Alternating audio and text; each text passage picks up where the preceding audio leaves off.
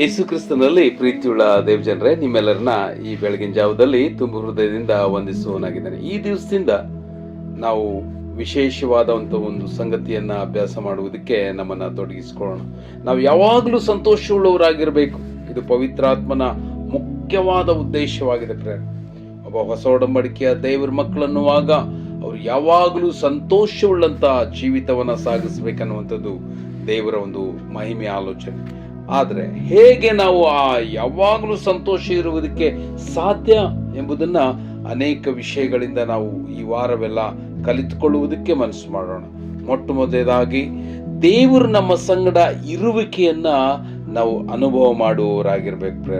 ಯಾವಾಗ ದೇವರು ನಮ್ಮ ಸಂಗಡ ಇರ್ತಾರೋ ಅವಾಗ ದೇವರು ಅನೇಕ ವಿಷಯಗಳಲ್ಲಿ ನಮಗೆ ಸಹಾಯಕರಾಗಿದ್ದು ಜನಾಂಗಗಳ ಮಧ್ಯದಲ್ಲಿ ಸಾಕ್ಷಿಗಳಾಗಿರುವಂತೆ ನಮ್ಮ ಸಂತೋಷವನ್ನ ಹೆಚ್ಚಿಸುವವರಾಗಿದ್ದಾರೆ. ನಾವು ಮೋಶೆ ಕೊನೆಯ ಸಂದರ್ಭದಲ್ಲಿ ಆತನು ಆಶೀರ್ವಚನವನ್ನು ಹೇಳುವಾಗ ಇಸ್ರಾಯೇಲ್ ಜನರಿಗೆ ಅವರು ಎಷ್ಟು ಸಂತೋಷವುಳ್ಳವರು ಎಂಬುದಾಗಿ ಹೇಳುವುದನ್ನು ನಾವು ನೋಡ್ಕೋತೇವೆ.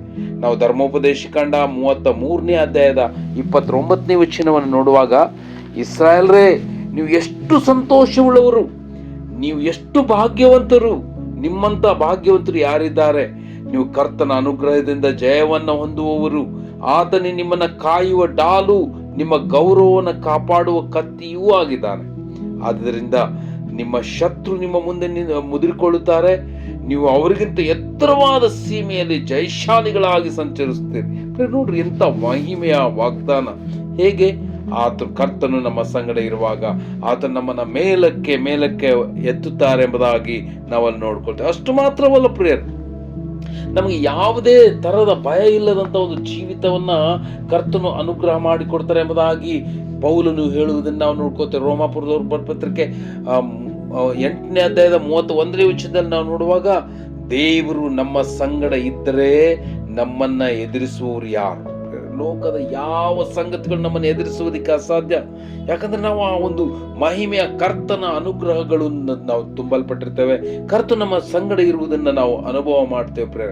ಅದಕ್ಕಾಗಿ ದೇವರು ನಮ್ಮ ಸಂಗಡ ಇದ್ರೆ ನಮ್ಮ ಜೀವಿತದಲ್ಲಿ ಯಾವ ಕೊರತೆಯೂ ಇರುವುದಿಲ್ಲ, ಯಾವುದೇ ಸಮಸ್ಯೆಗಳನ್ನ ನಾವು ಎದುರಿಸುವುದಕ್ಕೆ ಸಾಧ್ಯ. ಯಾಕಂದ್ರೆ ಆತನೇ ನಮ್ಮನ್ನ ಬಲಪಡಿಸ್ತಾರೆ. ನಾನು ನಿಮ್ಗೆ ಸಹಾಯ ಕೊಡುತ್ತೇನೆ, ನನ್ನ ಧರ್ಮದ ಬಲಗೈಯನ್ನು ನಿಮ್ಮ ಮೇಲೆ ಚಾಚುತ್ತೇನೆ ಎಂಬುದಾಗಿ ಕರ್ತನು, ಅದು ಹೊಸ ಒಡಂಬಡಿಕೆಯಲ್ಲಿ ಇಬ್ರಿಯರಿಗೆ ಬರೆದ ಪತ್ರಿಕೆ 13ನೇ ಅಧ್ಯಾಯದ 6ನೇ ವಚನದಲ್ಲಿ, ನಾನು ನಿನ್ನ ಎಂದಿಗೂ ಕೈ ಬಿಡುವುದಿಲ್ಲ, ಎಂದಿಗೂ ತೊರೆಯುವುದಿಲ್ಲವೆಂದು ದೇವರು ತಾನೇ ಹೇಳಿದ್ದಾನೆ.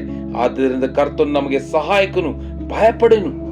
ನೋಡ್ರಿ, ಎಂತ ಮಹಿಮೆಯ ವಾಗ್ದಾನ! ಈ ಕಾರಣ ನಮಗೆ ಯಾವುದೇ ಭಯ ಇಲ್ಲದಂತ ಜೀವಿತ ಇರುವುದರಿಂದ ನಮ್ಮ ಸಂತೋಷ ಅದು ದ್ವಿಗುಣವಾಗಿರ್ತದೆ.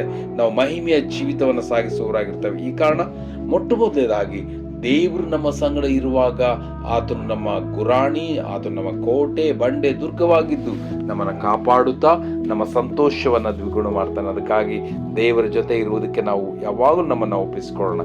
ಆ ರೀತಿಯಲ್ಲಿ ಆಗುವಂತ ಕರ್ತನು ನಿಮ್ಮನ್ನು ಆಶೀರ್ವದಿಸಲಿ. Thank you.